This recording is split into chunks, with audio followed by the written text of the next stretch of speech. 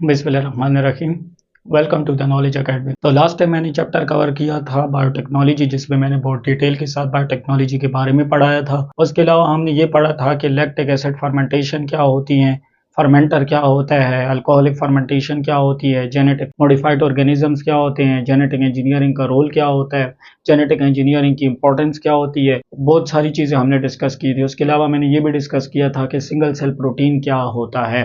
आज के इस लेक्चर में मैं कवर करूंगा चैप्टर 16, जिसका नाम है मैन एंड हिज एनवायरनमेंट। अब ये जो टॉपिक आज मैं आपको पढ़ाऊंगा और डिस्कस हम लोग करेंगे बच्चों, ये एग्जामिनेशन पॉइंट ऑफ व्यू के लिहाज से बहुत ज़्यादा इंपॉर्टेंट है। तो आज हमारा जो डिस्कशन है वो क्या है, इकोसिस्टम एंड एनवायरनमेंट। इकोसिस्टम क्या होता है, एनवायरनमेंट क्या होता है, इन दोनों के दरमियान में फ़र्क बताऊंगा। इकोसिस्टम की टाइप्स कितनी होती हैं ये बताऊंगा। इकोसिस्टम के कंपोनेंट्स क्या क्या होते हैं ये बताऊंगा। फूड चेन क्या होती है ये बताऊंगा। Laws of energy in an ecosystem ये बताऊंगा।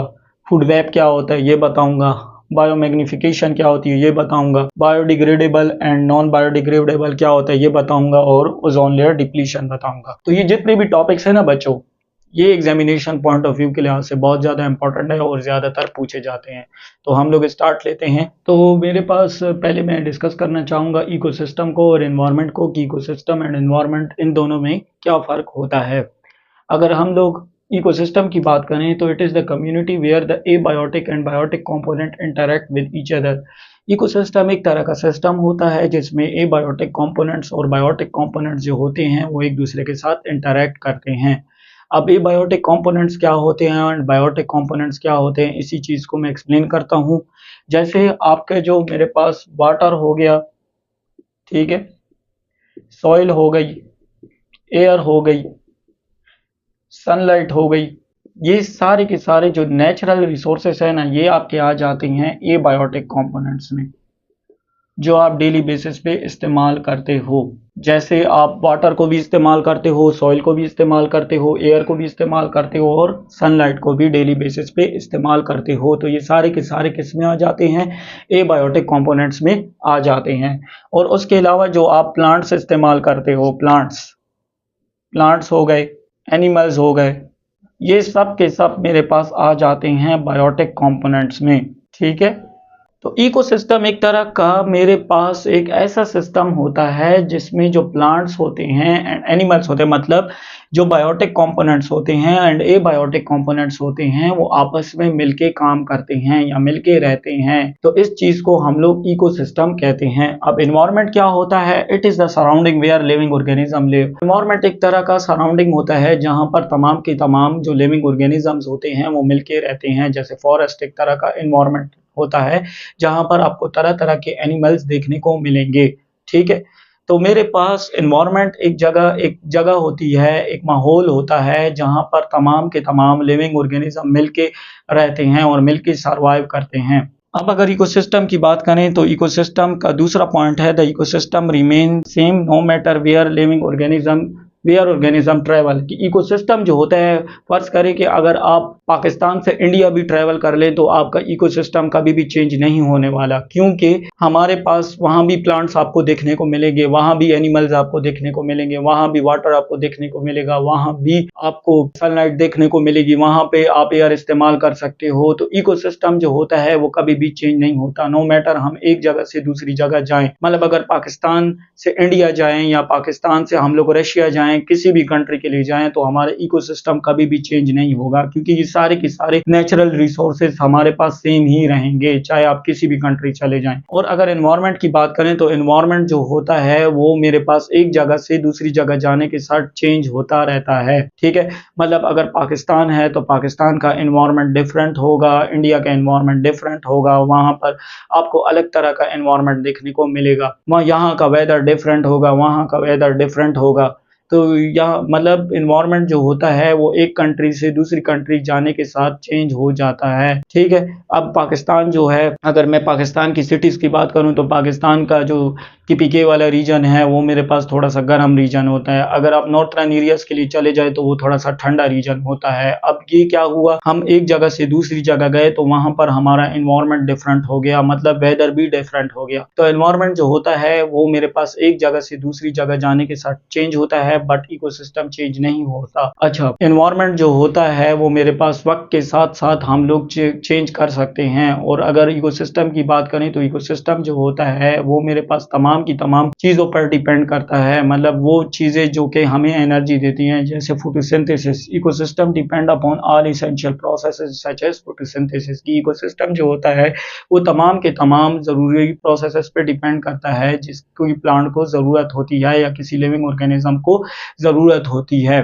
जैसे फोटोसिंथेसिस, फोटोसिंथेसिस आप जानते हो क्या होता है, जिसमें प्लांट जो होता है वो सनलाइट का इस्तेमाल करके अपने लिए खुराक खुद बनाता है, ठीक है, और अपनी एनर्जी स्टोर करता है ग्लूकोज की फॉर्म में और यूज़ करता है एटीपी की फॉर्म में। जैसे आपको अच्छे तरीके से पता है कि मेरे पास सन से जब रोशनी आती है, सूरज से जब रोशनी आती है यूवी की फॉर्म में, और अगर वो प्लांट्स पर पड़ती है, प्लांट्स पर जब वो पड़ती है तो प्लांट्स के जो लीव्स होते हैं उसके अंदर होता है एस्टोमेटा। अब जैसे ही प्लांट की लीव्स पर सूरज की रोशनी पड़ती है तो प्लांट्स के लीव्स के अंदर होता है एस्टोमेटा। एस्टोमेटा के अंदर होता है एक ऑर्गेनिक कंपाउंड जिसको हम लोग कहते हैं क्लोरोफिल।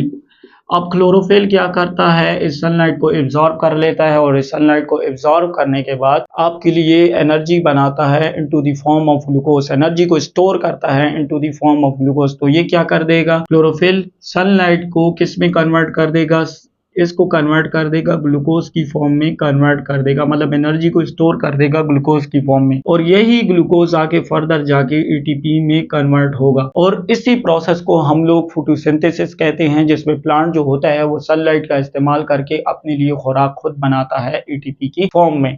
तो जो इकोसिस्टम होता है ना बेटा आपका, वो आपकी फोटोसिंथेसिस पे और जितने भी डेली लाइफ के प्रोसेसेस होते हैं उस पर डिपेंड करता है, जैसे respiration, aerobic respiration, anaerobic respiration, photosynthesis, इन सब प्रोसेसेस पे डिपेंड करता है। और आपका एनवायरनमेंट जो होता है वो इन चीजों पे डिपेंड नहीं करता, वो तब्दील होता रहता है वक्त के साथ। तो ये था इकोसिस्टम और ये था एनवायरनमेंट। इकोसिस्टम किसे कहते हैं, जहां पर एबायोटिक और बायोटिक कंपोनेंट्स एक दूसरे के साथ इंटरेक्ट करते हैं। एनवायरनमेंट किसे कहते हैं, जहां पर तमाम लिविंग ऑर्गेनिज्म मिलके रहते हैं। अगर एक जगह से आप दूसरी जगह चले जाएं, एनवायरनमेंट चेंज होता है, इकोसिस्टम सेम रहता है। और हमारे पास जो इकोसिस्टम होता है वो तमाम इसेंशियल प्रोसेसेस पे डिपेंड करता है, लेकिन आपका एनवायरनमेंट जो होता है वो इसेंशियल प्रोसेसेस पे डिपेंड नहीं करता। तो ये कुछ डिफरेंशिएशन थी इकोसिस्टम के दरमियान और एनवायरनमेंट के दरमियान, और ये ज्यादातर पूछा जाता है।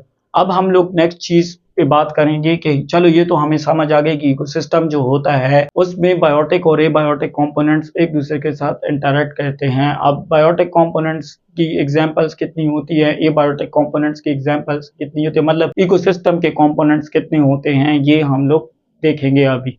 अगर हम इकोसिस्टम की कंपोनेंट्स की बात करें तो टोटल 2 कंपोनेंट्स होते हैं हमारे पास इकोसिस्टम की। एक को हम लोग एबायोटिक फैक्टर कहते हैं और एक को बायोटिक फैक्टर कहते हैं। अब इन दोनों के अंदर फर्क क्या होता है, एबायोटिक फैक्टर्स में आपके नेचुरल रिसोर्सेज आ जाते हैं जो आप डेली बेसिस पे इस्तेमाल करते हैं, जैसे soil, water, minerals, air, sunlight, ये सारी की सारी चीजें डेली बेसिस पे इस्तेमाल करते हैं लिविंग ऑर्गेनिजम्स। और बायोटिक फैक्टर कौन से होते हैं, बायोटिक फैक्टर वो होते हैं जिसमें आपके प्लांट्स आ जाते हैं, एनिमल्स आ जाते हैं, और जिनसे एक ऑर्गेनिज्म से दूसरा ऑर्गेनिज्म अपने लिए खुराक पैदा करता है। अब मेरे पास जो बायोटिक फैक्टर होते हैं वो टोटल 3 होते हैं। एक को प्रोड्यूसर कहते हैं, एक को कंज्यूमर कहते हैं और एक को डिकम्पोजर कहते हैं। अब प्रोड्यूसर में अच्छी एग्जाम्पल है आपके प्लांट्स, और इनको ऑटोट्रॉफ्स कहा जाता है। आपको अच्छे तरीके से पता है कि ऑटोट्रॉफ्स क्या होते हैं। ऑटोट्रॉफ्स वो ऑर्गेनिजम्स होते हैं जो कि अपनी खुराक खुद बनाते हैं, किसी दूसरे पे डिपेंड नहीं करते। अगर आप प्लांट की एग्जांपल ले ले तो प्लांट जो होता है वो अपनी खुराक खुद बनाता है, वो किसी दूसरे पे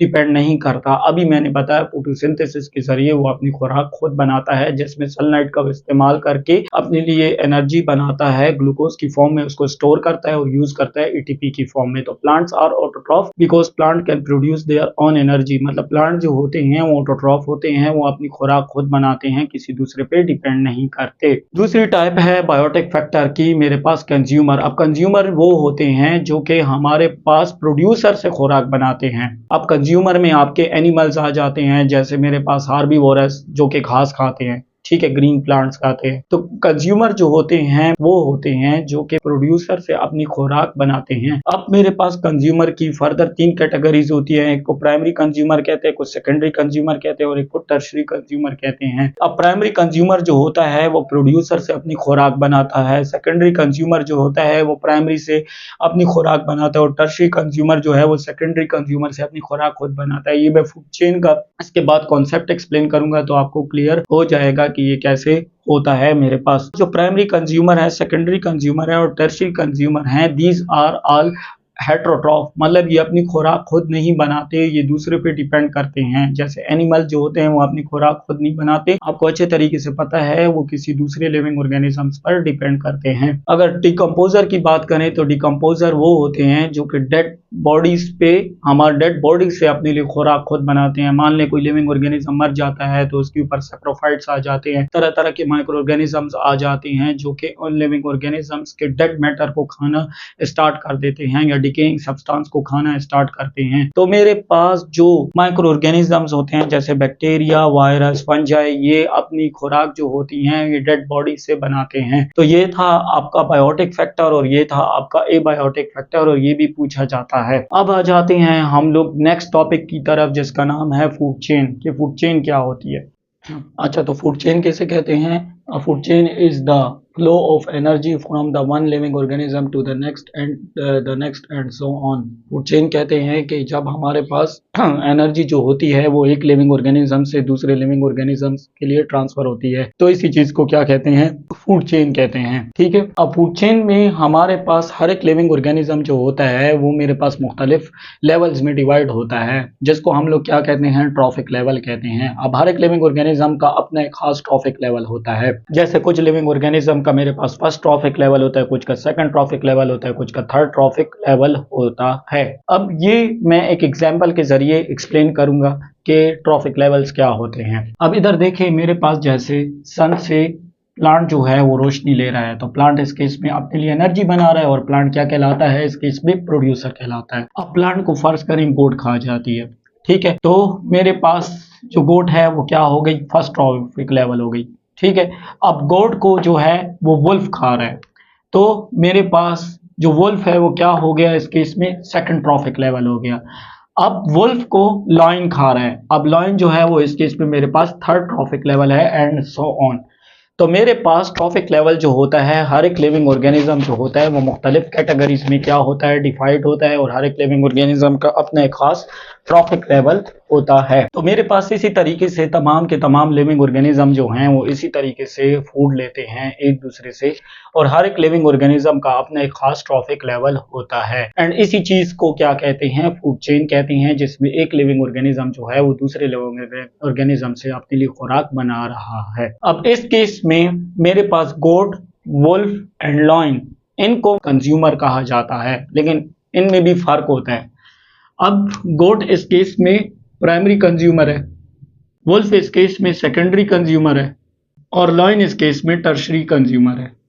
तो मेरे पास कंज्यूमर्स, जैसे कि मैंने अभी बताया, कंज्यूमर वो होते हैं जो कि अपनी खुराक खुद नहीं बना सकते हैं, ये किसी दूसरे लिविंग ऑर्गेनिज्म पे अपनी खुराक के लिए क्या करते हैं? डिपेंड करते हैं। ठीक है, तो ये था आपका फूड चेन, जिसमें एक लिविंग ऑर्गेनिज्म जो है वो दूसरे लिविंग ऑर्गेनिज्म से अपने लिए खुराक बना रहा है। तो ये तो बात हो गई फूड चेन की। अब बात करते हैं एनर्जी ट्रांसफॉर्मेशन की, कि एनर्जी कैसे ट्रांसफर होती है एक लिविंग ऑर्गेनिज्म से दूसरे लिविंग ऑर्गेनिज्म की तरफ। अब आ जाते हैं loss of energy in an ecosystem. Ecosystem में एनर्जी कैसे लॉस होती है और द एवरेज 10% लॉ, ये लॉ क्या कहता है? तो इसकी पहले डिफिनीशन देख लेते हैं। An average of 10% of the food eaten turned into its own body and made it available for the next living organism consumer. Therefore, 10% can be taken as the average value for the amount of organism that is present at each step and reaches to the next level consumer. अच्छा, इस paragraph के मुताबिक हमारे पास जब भी कोई living organism अपने लिए कोई एनर्जी बनाता है, तो वो लिविंग ऑर्गेनिज्म ज़्यादातर एनर्जी का हिस्सा अपने पास रख लेता है और जो 10% एनर्जी होती है वो नेक्स्ट लिविंग ऑर्गेनिज्म के लिए क्या करता है, ट्रांसफर करता है। इसको मैं एक एग्जांपल के जरिए एक्सप्लेन करूंगा। मान लें मेरे पास प्लांट जो है वो प्रोड्यूसर है और वो क्या कर रहा है, अपने लिए 10 जूल एनर्जी बना रहा है। ठीक है, अब प्लांट जो है उसने अपने पास 10 जूल एनर्जी रख ली और आगे वो क्या करेगा, 10 जूल एनर्जी को ट्रांसफर करेगा, मतलब 10% एनर्जी को ट्रांसफर करेगा। तो 10 को आप 10 पे डिवाइड कर दें तो मेरे पास 10 का जो 10% होता है वो कितने के बराबर आता है, 1 जूल के बराबर आता है। तो मींस प्लांट के से गोल्ड के लिए जो है एनर्जी कितनी जाएगी, 1 जूल एनर्जी जाएगी।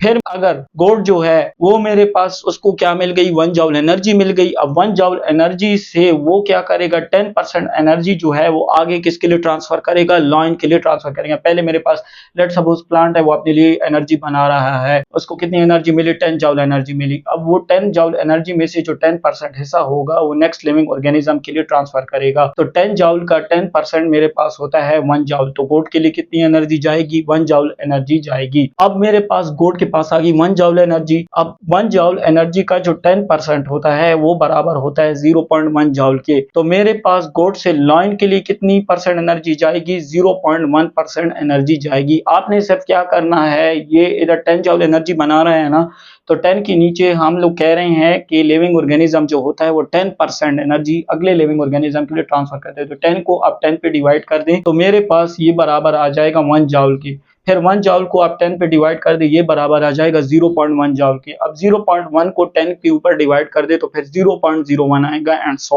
ऑन। तो इस तरीके से जो लिविंग ऑर्गेनिज्म होता है वो अपने लिए एनर्जी बनाता है और बाकी का जो 10% हिस्सा होता है एनर्जी का वो नेक्स्ट लिविंग ऑर्गेनिज्म के लिए ट्रांसफर करता है। मींस जो ज्यादातर एनर्जी होती है वो लिविंग ऑर्गेनिज्म खुद के पास रखती है और जो 10% एनर्जी की होती है वो नेक्स्ट लिविंग ऑर्गेनिज्म के लिए ट्रांसफर होती है। जैसे इधर प्लांट ने अपने लिए ज्यादा एनर्जी बनाई, ठीक है, और इसका 10% हिस्सा इसने गोल्ड के लिए ट्रांसफर कर दिया जो कि 1 जूल के बराबर है। अब गोल्ड ने अपने लिए, गोल्ड के पास मेरे पास 1 जूल एनर्जी आ गई। अब इसमें से 10% इसने एनर्जी दे दी लॉइन को। अब लॉइन के पास 10% मतलब 1 जूल का जो 10% होता है वो 0.1 के बराबर होता है। तो लॉइन के पास 0.1% एनर्जी ट्रांसफर हुई।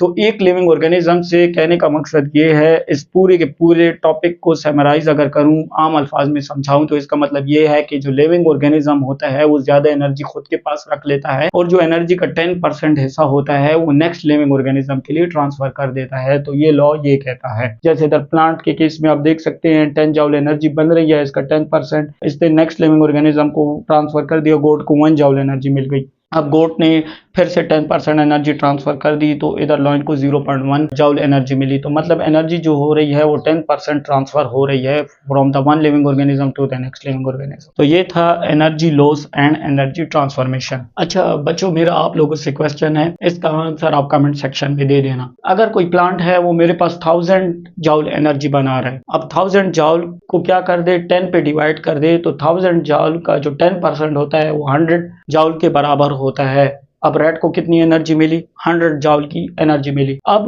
100 जूल का आप 10% ले, इसको 10 पे डिवाइड कर दे तो स्नेक को कितनी एनर्जी मिलेगी, 10 जूल एनर्जी मिलेगी। अब मेरा आप लोगों से क्वेश्चन ये है कि अगर प्लांट को 1000 जूल एनर्जी मिल रही है, रेड को, चूहे को 100 जूल एनर्जी मिल रही है और स्नेक को 10 जूल एनर्जी मिल रही है, तो बताओ ईगल को कितनी एनर्जी मिलेगी। इसका आंसर आप कमेंट सेक्शन में दे देना, क्योंकि अभी मैंने बताया कि 10% एनर्जी जो होगी वो आगे ट्रांसफर होगी और तरीका भी सिखा दिया कि कैसे होगी। मेरे पास आपने वैल्यूज को, हर एक वैल्यू को 10 पे डिवाइड करना है और आंसर निकल आएगा खुद ब खुद। मतलब अब 1000 है, 1000 को आप 10 पे डिवाइड करेंगे 100 आ जाएगा, 100 को आप 10 पे डिवाइड करेंगे 10 आ जाएगा और 10 को फिर आप डिवाइड करें और ईगल की कितनी एनर्जी आती है, इसका आंसर आप कमेंट सेक्शन में दे। अभी हम लोग नेक्स्ट टॉपिक की तरफ बढ़ेंगे जिसका नाम है फूड वेब। अच्छा, अब फूड वेब क्या होता है, तो पहले इसके डेफिनेशन पे आ जाते हैं कि फूड वेब क्या चीज होती है। A group of several interconnected food chains where an organism get food from more than one group of organism. के हमारे पास फूड वेब एक तरह का फूड चेन होता है जिसमें एक लिविंग ऑर्गेनिज्म को किसी दो लिविंग ऑर्गेनिज्म से एनर्जी मिलती है, फूड मिलता है। Next point, each organism is generally eaten by two or more than organism which in turn eaten by several organisms। के फूड चेन में हमारे पास हम देखते थे एक लिविंग ऑर्गेनिज्म को दूसरा लिविंग ऑर्गेनिज्म खा जाता था। ये फूड चेन के केस में होता था। फूड वेब अलग चीज़ है। फूड वेब के अंदर हमारे पास एक लिविंग ऑर्गेनिज्म को दो या दो से ज़्यादा लिविंग ऑर्गेनिजम्स खा सकते हैं और वो दो या दो से ज़्यादा लिविंग ऑर्गेनिजम्स को और लिविंग ऑर्गेनिजम्स भी खा सकते हैं। अच्छा, फूड चेन में हमारे पास जो लाइंस होती थी वो स्ट्रेट होती थी, मतलब जो डायग्राम बनता था फूड चेन का, पहले प्लांट होगा, फिर उसको गोट खाएगी, फिर गोट को लाइन खाएगा, फिर लाइन को मेरे पास वुल्फ खाएगा। इस तरीके से पूरी एक स्ट्रेट लाइन होती थी। लेकिन फूड वेब के केस में स्ट्रेट लाइन नहीं होगी। फूड वेब के केस में हमारे पास ब्रांच लाइक स्ट्रक्चर होगा और इसी ब्रांच लाइक स्ट्रक्चर को फूड वेब कहते हैं। अब मैंने कहा कि फूड वेब के केस में हमारे पास एक लिविंग ऑर्गेनिज्म को दो या दो से ज्यादा लिविंग ऑर्गेनिज्म खाते हैं। अब कैसे, अब देखिए इधर मेरे पास शुरू में एल्गी होता है, ठीक है। एल्गी एक तरह का प्लांट होता है जो कि फ्रेश वाटर में मौजूद होता है। अब वाटर के अंदर दो तरह की फिशेस मौजूद होती हैं। एक मेरे पास प्रॉन एक फिश होती है, वो मौजूद होती है। एक मेरे पास क्रैप होता है, वो मौजूद होता है। ये दोनों के दोनों एल्गी को खाते हैं, ठीक है। अब आप देख सकते हैं एक लिविंग ऑर्गेनिज्म को दो लिविंग ऑर्गेनिजम्स खा रहे हैं। प्रॉन भी खा रहा है और क्रैप भी खा रहा है। अब प्रॉन एंड क्रैप को एक और लिविंग ऑर्गेनिज्म खाता है, ट्राउट। अब एक लिविंग ऑर्गेनिज्म दो लिविंग ऑर्गेनिज्म को खा रहा है, ट्राउट। देखें, तो मैंने कहा कि फूड वेब के केस में एक लिविंग ऑर्गेनिज्म को दो या दो से ज्यादा लिविंग ऑर्गेनिज्म खा सकते हैं। अब क्रैब को एक और लिविंग ऑर्गेनिज्म भी खा सकता है। किंगफिशर एक तरह का बर्ड होता है, उसको वो भी खा सकता है। अब मेरे पास किंगफिशर को फ्रॉग भी खा सकता है और किंगफिशर को मेरे पास स्नेक भी खा सकता है, ठीक है। अब मेरे पास फ्रॉग जो है वो ड्रैगन फ्लाई को भी खा सकती है। उसके अलावा जो ड्रैगन फ्लाई है वो स्लग को खाती है। स्लग जो है वो टर्टल को खाता है। अब इधर आप देखें एक तरह का मेरे पास जाल की तरह का स्ट्रक्चर बन गया है। वेब कहते हैं जाल को, जिसमें आप इसमें क्लियरली नोटिस देख सकते हैं। मैंने नंबर भी इस वजह से दिया है ताकि आपको समझ आ सके कि एक लिविंग ऑर्गेनिज्म को दो या दो से ज्यादा लिविंग ऑर्गेनिज्म खाते हैं और इसी चीज को फूड वेब कहते हैं, ठीक है। अब ये तो हो गया फूड वेब के बारे में। अब आगे हम लोग बायोडिग्रेडेबल डिग्रेडेबल वेस्ट को भी डिस्कस कर लेते हैं। तो फूड वेब हमारे पास एक तरह का फूड चेन होता है, ठीक है। लेकिन फूड चेन में हमारे पास एक लिविंग ऑर्गेनिज्म को दूसरा लिविंग ऑर्गेनिज्म खाता था। बट फूड वेब में एक लिविंग ऑर्गेनिज्म को दो लिविंग ऑर्गेनिज्म या दो से ज्यादा लिविंग ऑर्गेनिजम्स खा सकते हैं। तो बायोडिग्रेडेबल वेस्ट क्या होता है और नॉन बायोडिग्रेडेबल वेस्ट क्या होता है, ये अक्सर एग्जाम में पूछा जाता है, तो ये इंपॉर्टेंट है। अगर मैं बायोडिग्रेडेबल वेस्ट की बात करूं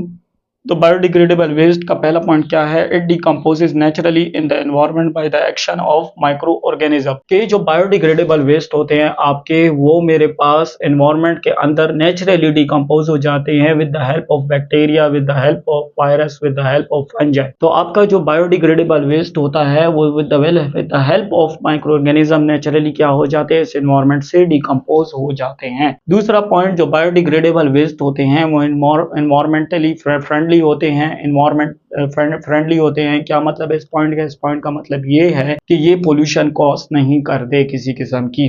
अब जो बायोडिग्रेडेबल वेस्ट होते हैं वो मेरे पास कई यूजफुल प्रोडक्ट में कन्वर्ट हो सकते हैं। जैसे बनाना का जो छिलका होता है, वो एप्पल का जो छिलका होता है, वो उससे हम लोग कई तरह की चीजें बना सकते हैं। उससे हम लोग नैनो मटेरियल्स बना सकते हैं, तो नैनो पार्टिकल बना सकते हैं, कार्बन डॉट्स बना सकते हैं, बहुत सारी नैनो मटेरियल्स बना सकते हैं, ठीक है। तो जो हमारे पास बायोडिग्रेडेबल वेस्ट होता है वो हम लोग यूजफुल प्रोडक्ट में उसको कन्वर्ट कर सकते हैं।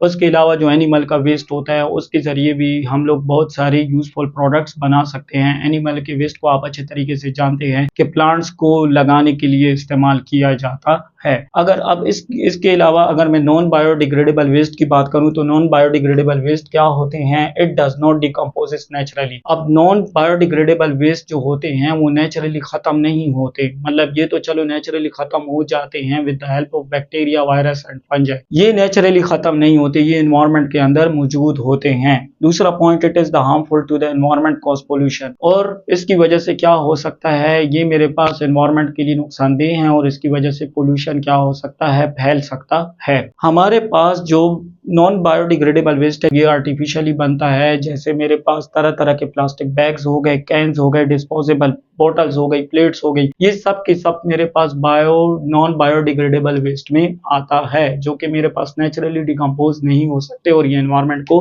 पोल्यूशन प्रोवाइड कर सकते हैं, ठीक है। सवाल इधर ये आता है कि नॉन बायोडिग्रेडेबल वेस्ट को ख़त्म कैसे किया जाए, तो इसके अपने मेथड्स होते हैं। डंपिंग के ज़रिए इसको ख़त्म किया जाता है, उसके अलावा इसको जलाया जाता है, उसके अलावा मेरे पास इसको रिसाइकल किया जाता है। तो इन कुछ मेथड्स के ज़रिए मेरे पास नॉन बायोडिग्रेडेबल वेस्ट क्या हो सकता है, आपके एनवायरनमेंट से ख़त्म हो सकता है। लेकिन ये तो नेचुरली ख़त्म होते हैं, कोई भी प्रोसेस करने की ज़रूरत नहीं है। बैक्टीरिया, माइक्रो ऑर्गेनिजम्स के ज़रिए ये नेचुरली ख़त्म हो जाते हैं। अच्छा, अब ज़्यादातर एक चीज़ पूछी जाती है, ये तो हो गया नॉन बायोडिग्रेडेबल वेस्ट, ठीक है, जो कि एक नेचुरली डिकम्पोज होता है और एक नेचुरली डिकम्पोज नहीं होता।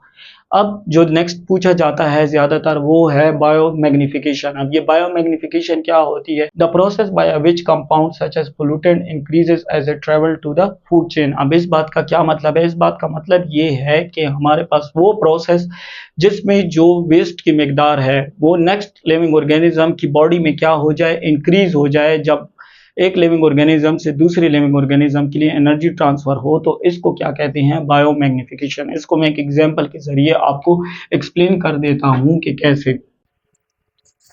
मान लें मेरे पास एक प्लांट है, उसके अंदर पोल्यूटेंट क्या है? ज्यादा है, ठीक है। अब प्लांट को लेट सपोज कोई फिश खा लेती है, तो ये पोल्यूटेंट जो है, फर्ज करें इधर पोल्यूटेंट 10 मौजूद हैं, तो जब इसकी बॉडी में ये चले जाएंगे तो पोल्यूटेंट जो होंगे वो 20 हो जाएंगे। फिर फर्ज करें फिश को अगर कोई ऑयल लोइंग ऑर्गेनिज्म खा लेता है, लेट से ह्यूमन खा लेता है, तो ह्यूमन की बॉडी में पोल्यूटेंट की मिकदार ज़्यादा हो जाएगी। इधर 20 है तो इधर 30 हो जाएगी। तो आप इधर देख सकते हैं कि जैसे जैसे ही मेरे पास फूड चेन आगे बढ़ रही है, तो पोल्यूटेंट की मिकदार भी एक बॉडी में और दूसरी बॉडी से क्या हो रही है? ज़्यादा हो रही है। जैसे पोल्यूटेंट की मिकदार प्लांट में 10 थी, ठीक है, फिर प्लांट को फिश ने खाया तो पोल्यूटेंट की मिकदार जो है वो प्लांट में डबल हो गई, 20 हो गई। फिर फिश को मेरे पास ह्यूमन ने खाया तो प्लांट की मिकदार जो मतलब पोल्यूटेंट की मिकदार जो हो गई ह्यूमन की बॉडी में ट्रिपल हो गई। तो इस तरीके से मेरे पास क्या होता है, जैसी जैसी फूड चेन आगे बढ़ती है, मेरे पास जो पोल्यूटेंट की मिकदार होती है लिविंग ऑर्गेनिज्म के अंदर वो साथ साथ इंक्रीज होती जाती है। और इसी प्रोसेस को हम लोग क्या कहते हैं? बायोमैग्निफिकेशन। जिसमें अगर फूड चेन में मतलब एक लिविंग ऑर्गेनिज्म से दूसरे लिविंग ऑर्गेनिज्म के लिए अगर फूड ट्रांसफर होगा, तो साथ साथ मेरे पास पोल्यूटेंट की कंसंट्रेशन भी एक लिविंग ऑर्गेनिज्म की बॉडी से दूसरे लिविंग ऑर्गेनिज्म की बॉडी में ज्यादा ट्रांसफर होगा, और इस प्रोसेस को हम लोग कहते हैं बायोमैग्निफिकेशन। तो ये भी कभी कभार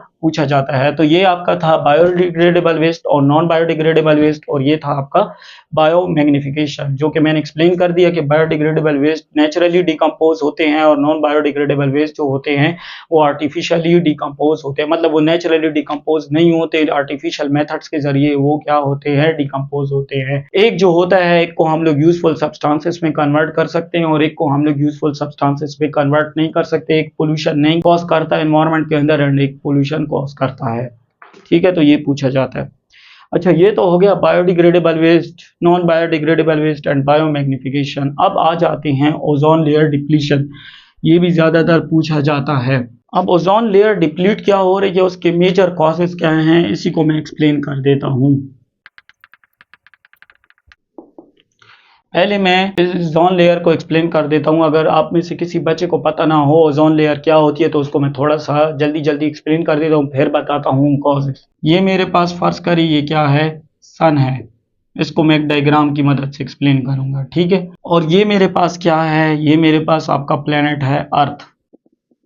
अब सूरज की जो रोशनी है वो मेरे पास अर्थ पर जब आती है तो उसकी अपनी एक खास वेवलेंथ होती है। क्या होती है? खास वेवलेंथ। और वो वेवलेंथ बच्चों आप अच्छे तरीके से जानते हैं कि वो वेवलेंथ जो होती है वो विजिबल रीजन में होती है, जैसे 390 से लेकर अप टू 760 नैनोमीटर के आसपास होती है। अब मेरे पास ओजोन लेयर क्या काम करती है? अगर ये मेरे पास यूवी विजिबल रीजन में आती कैसे है, इसको मैं एक्सप्लेन करूंगा। पहले मैं एक्सप्लेन कर देता हूँ वेवलेंथ क्या होती है। वेवलेंथ जो होती है आप फिजिक्स में पढ़ चुके हो कि वेवलेंथ क्या होती है। खैर मैं बता भी देता हूँ इस कॉन्सेप्ट को एक्सप्लेन करने के लिए। जैसे मेरे पास वेव जो होती है वो इस फॉर्म में होती है, ठीक है। अब ये जो आपको नजर आ रहा है इसको क्या कहा जाता है, क्रस्ट। ये जो आपको पीक की तरह स्ट्रक्चर नजर आ रहा है और ये जो नीचे की तरफ आपको डायग्राम नजर आ रहा है ये और इसको कहते हैं ट्रफ। अब वेवलेंथ किसे कहते हैं, वेवलेंथ कहते हैं इन दो क्रस्ट के दरमियान जो फासला होता है, इन दो क्रस्ट के दरमियान जो फासला होता है और इन दो ट्रफ के दरमियान जो फासला होता है, इन दो ट्रफ के दरमियान जो फासला होता है, इसी चीज को वेवलेंथ कहते हैं। वेवलेंथ किसे कहते हैं, the distance between two consecutive crest and two consecutive trough is known as wavelength. कि वेवलेंथ जो होती है दो क्रस्ट के दरमियान और दो ट्रफ के दरमियान क्या होती है, डिस्टेंस होती है, जिसको वेवलेंथ कहते हैं। मतलब दो क्रस्ट के दरमियान और दो ट्रफ के दरमियान जो फासला होता है उसको वेवलेंथ कहा जाता है। अब मुख्तलिफ तरह की रेडिएशंस होती हैं, जैसे मेरे पास यूवी रेडिएशन होती है, आईआर होती है, एनएमआर होती है, बहुत सारी रेडिएशंस होती हैं। अब हर एक की अपनी खास वेवलेंथ होती है, यूवी की अपनी वेवलेंथ होती है, आईआर की अपनी होती है, एनएमआर की अपनी वेवलेंथ होती है, हर एक की अपनी खास वेवलेंथ होती है। ठीक है, अगर हम लोग सूरज की बात करें तो सूरज से जो रेडिएशन आती है वो यूवी रेस की फॉर्म में आती है और उसकी अपनी खास वेवलेंथ होती है और ये वेवलेंथ यूवी विजिबल रीजन में आती है ओजोन लेयर की मदद से। आपके अर्थ के इर्द गिर्द एक लेयर मौजूद होती है जिसको ओजोन लेयर कहते हैं। अब इस ओजोन लेयर का फंक्शन क्या होता है, इस ओजोन लेयर का फंक्शन ये होता है कि अगर सूरज की खतरनाक किस्म की रेडिएशंस, हार्मफुल रेडिएशंस जिसकी वेवलेंथ बहुत हाई होती है यूवी विजिबल रीजन से, उसको अपने अंदर क्या कर दे, एब्जॉर्ब कर दे और उसकी वेवलेंथ को कम करके कितने तक ले आए, यूवी विजिबल रीजन तक ले आए, तो ये हमारे पास ओजोन लेयर का फंक्शन होता है। ओजोन लेयर करती क्या है, मेरे पास सूरज से जब रेडिएशन आती है और ओजोन लेयर पे पड़ती है तो ओजोन लेयर इन रेडिएशंस की जिनकी वेवलेंथ ज़्यादा होती है उन रेडिएशंस को क्या करती है, विजिबल रीजन की रेंज तक लेके आती है और फिर इसको किसके लिए ट्रांसफ़र करती है, अर्थ के लिए ट्रांसफ़र करती है। अगर मान लें दरमियान में अगर ओजोन लेयर मौजूद ना हो फिर क्या होगा, तो ओजोन लेयर अगर दरमियान में मौजूद नहीं होगी तो ये रेडिएशंस अगर हमारी स्किन पे पड़ेंगी तो स्किन पे पड़ने की वजह से हमें एक बीमारी होती है जिसको कहते हैं स्किन कैंसर।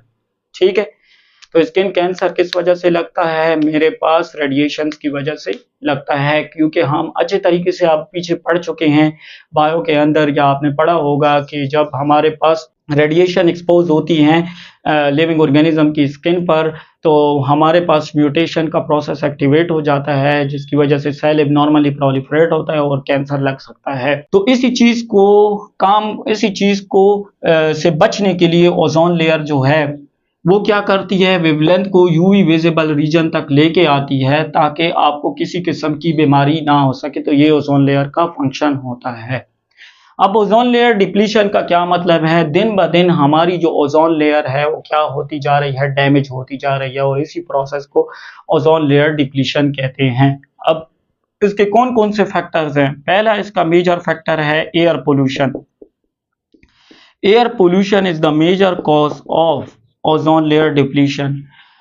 ठीक है, दूसरा इसका मेजर कॉज क्या है, मेरे पास डिफॉरेस्टेशन, जंगलात की कटाई। ठीक है, तो ये मेरे पास सबसे बड़ी कॉजेस हैं मेरे पास ओजोन लेयर डिप्लीशन के, एयर पोल्यूशन एंड डिफॉरेस्टेशन। इसको मैं एक एग्जाम्पल के जरिए एक्सप्लेन करूंगा। आपकी फैक्ट्री से जो धुएं निकल, मतलब आपकी फैक्ट्री है कोई, ठीक है, उससे आपने देखा होगा स्मोक निकलता है। ठीक है, अब उस स्मोक के अंदर बहुत खतरनाक किस्म के कंपाउंड्स होते हैं जिसमें एक कंपाउंड की मैं एग्जांपल दे देता हूं CFC, जिसको कहा जाता है क्लोरोफ्लोरोकार्बन। अब जब ये कंपाउंड जो हैं हवा में जाते हैं तो हवा में जाने के बाद ये क्या करते हैं, ये ओजोन लेयर को डिप्लीट करते हैं, डैमेज करते हैं। तो पहले ये जो फैक्ट्री से ये जो धुएं निकलते हैं इसकी वजह से हमारी ओजोन लेयर क्या हो रही है, डिप्लीट हो रही है, क्योंकि इसमें खतरनाक किस्म के कंपाउंड्स होते हैं। सिर्फ क्लोरोफ्लोरोकार्बन फैक्ट्री से नहीं निकलता, ये व्हीकल जो गाड़ियां होती हैं उनके जो धुएं होते हैं उनसे भी निकलता है, रेफ्रिजरेटर की गैसेस होती हैं उनसे भी निकलता है, एयर कंडीशनर के अंदर जो गैसेस होती हैं उनसे भी ये कंपाउंड रिलीज होता है। तो ये कंपाउंड की वजह से आपकी ओजोन लेयर क्या हो रही है, डिप्लीट हो रही है। एक तो ये फैक्टर होता है।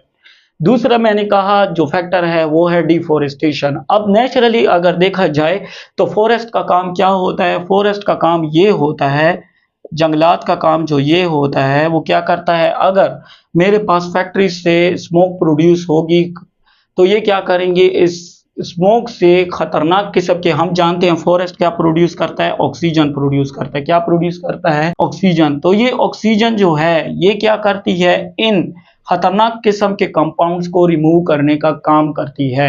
तो ये ऑक्सीजन क्या करती है, ये जो प्लांट्स होते हैं ये खतरनाक किस्म की गैसेस को अपने अंदर क्या कर लेती है, एब्जॉर्ब कर लेती है, ताकि आपका एनवायरनमेंट डैमेज ना हो सके और आपकी ओजोन लेयर प्रोटेक्ट रह सके। लेकिन अगर फॉरेस्ट ही ना हो, अगर फॉरेस्ट की कटाई हो जाए, ठीक है, जंगलात काटे जाएं, तो उसकी वजह से हमारे पास फॉरेस्ट नहीं होंगे, फॉरेस्ट नहीं होंगे तो ऑक्सीजन नहीं बनेगी, और ऑक्सीजन अगर नहीं बनेगी तो ना प्लांट सर्वाइव कर पाएंगे, ना एनिमल सर्वाइव कर पाएंगे, और ना हमारा एनवायरनमेंट सही से काम कर पाएगा, और इवन के ओजोन लेयर भी डिप्लीट हो जाएगी। तो ये हमारे पास दो मेजर कॉजेज होते हैं ओजोन लेयर डिप्लीशन के। तो ये था आपका chapter man and his environment, जिसमें मैंने हर एक टॉपिक को बहुत अच्छे से एक्सप्लेन किया। जैसे मैंने बताया कि इकोसिस्टम क्या होता है, एनवायरनमेंट क्या होता है, फिर मैंने कंपोनेंट्स ऑफ इकोसिस्टम के बारे में बताया। उसके अलावा मैंने ये बताया कि हमारे पास जो फूड चेन होती है वो क्या होती है, लॉज ऑफ एनर्जी क्या होती है, 10% लॉ के बारे में बताया। उसके अलावा मैंने फूड वेब के बारे में बताया, बायोडिग्रेडेबल नॉन बायोडिग्रेडेबल वेस्ट के बारे में बताया, बायोमैग्निफिकेशन के बारे में बताया, और आपका ओजोन लेयर डिप्लीशन के बारे में बताया। तो ये जो टॉपिक आज हमने डिस्कस किए हैं बच्चों, ये एग्जामिनेशन पॉइंट ऑफ व्यू के लिहाज से बहुत ज़्यादा इंपॉर्टेंट है। तो आई होप सो आपको समझ आई होगी। अगर किसी का कोई क्वेश्चन है तो कमेंट सेक्शन में पूछ सकता है। Thank you.